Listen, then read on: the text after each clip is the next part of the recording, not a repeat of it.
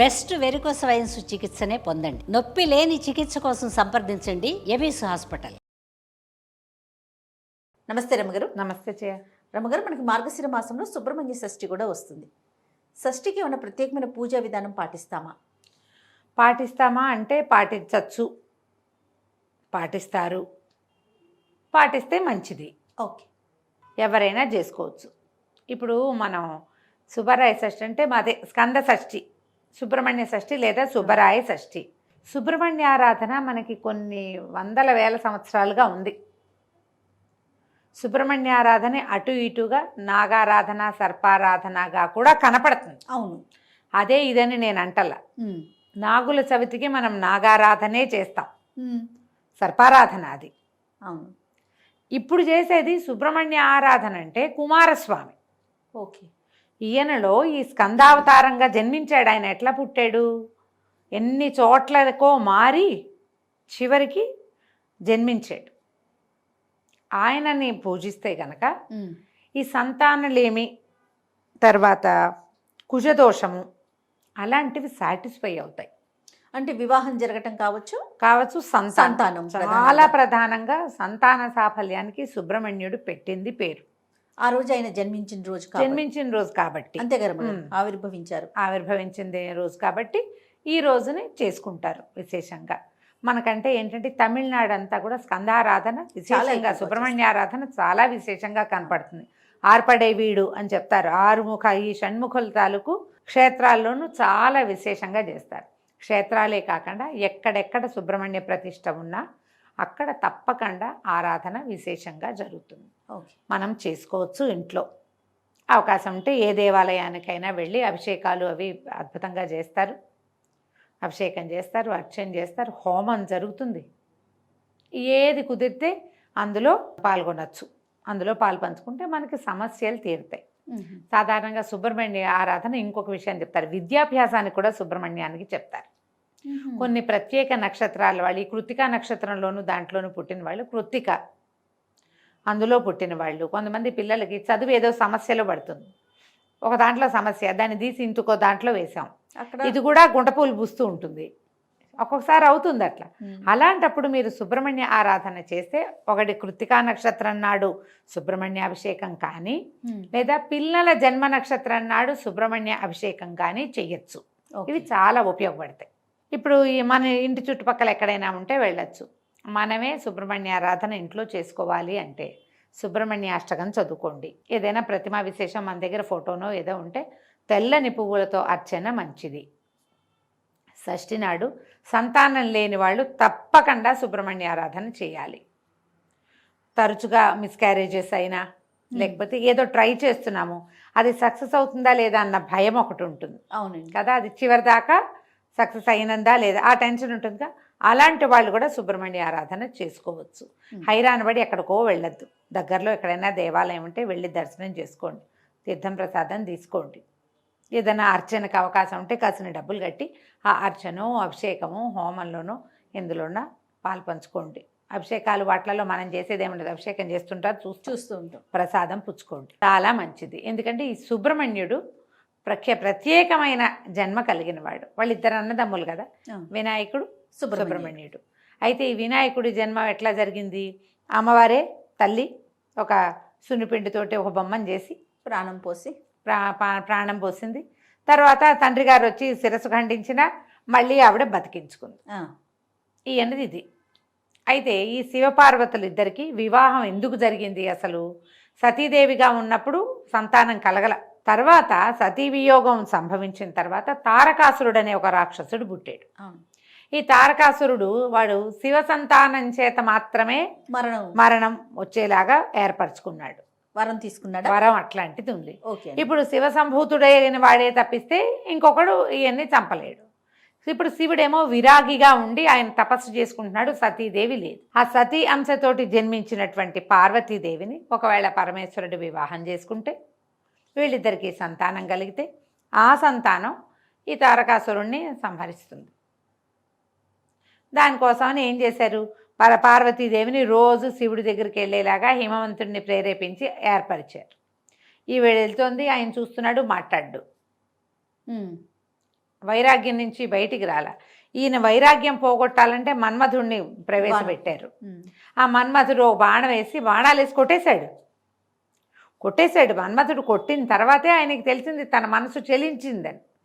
Okay. ఈ ఎదురుగుండా కనపడిన బాలిక మీద తన మనసు నిలిచిందని ఆయనకు తెలిసే వీడెవడో నన్ను కొట్టాడని ఆ కొట్టిన వాడిని కాల్చేశాడు ఆయన. మూడో కన్ను తెచ్చాడు. కోపంతో చూశాడు, కాల్చటం కాదది. మూడో కన్ను ఆ కోపం వచ్చేసరికల్లా మూడో కన్ను తెరుచుకుంది. అందులోంచి వచ్చిన అగ్నితోటి మన్మధుడు దగ్ధమైపోయాడు. కానీ మన్మధుడు వేసిన బాణాలు పనిచేసినాయి. పార్వతీదేవి మీద కూడా పనిచేసినాయి. ఆమె కూడా శివుడి విరహాన్ని తట్టుకోలేకపోయింది.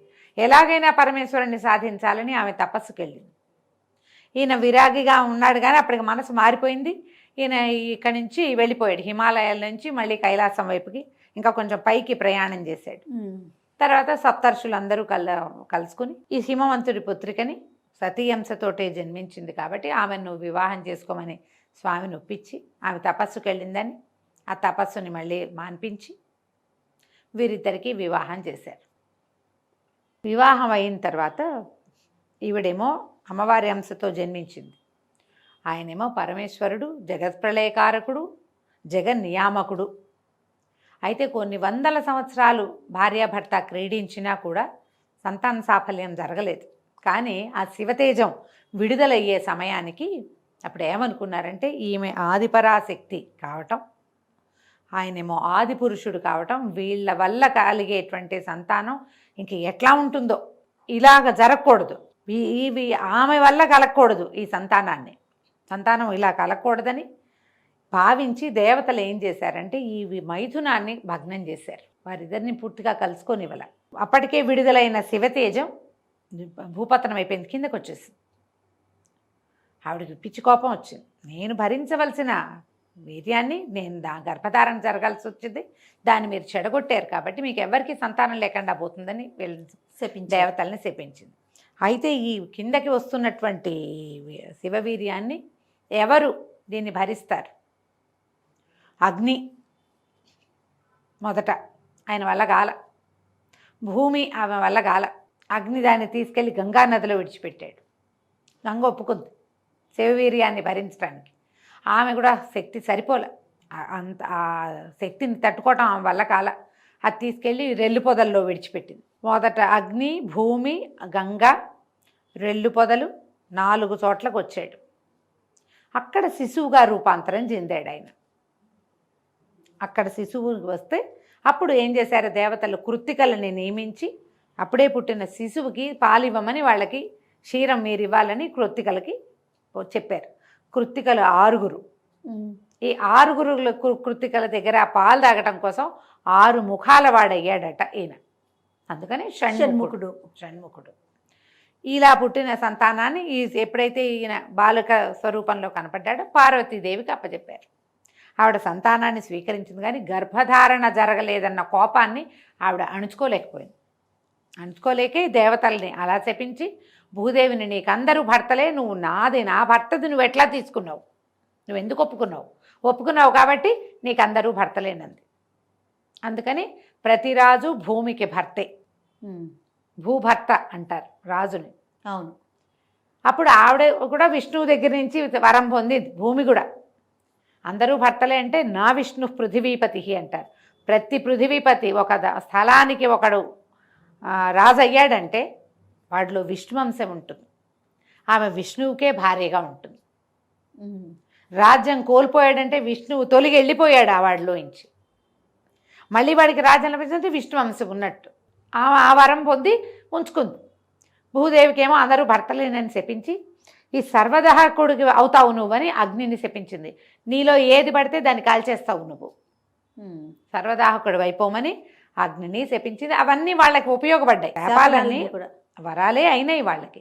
దేవతలకు మాత్రం స్వభార్యల యందు సంతానం లేదు. అక్కడికి వెళ్ళిపోయిన కుమారుడు మళ్ళీ పార్వతీదేవి ఒళ్ళోకి చేరాడు.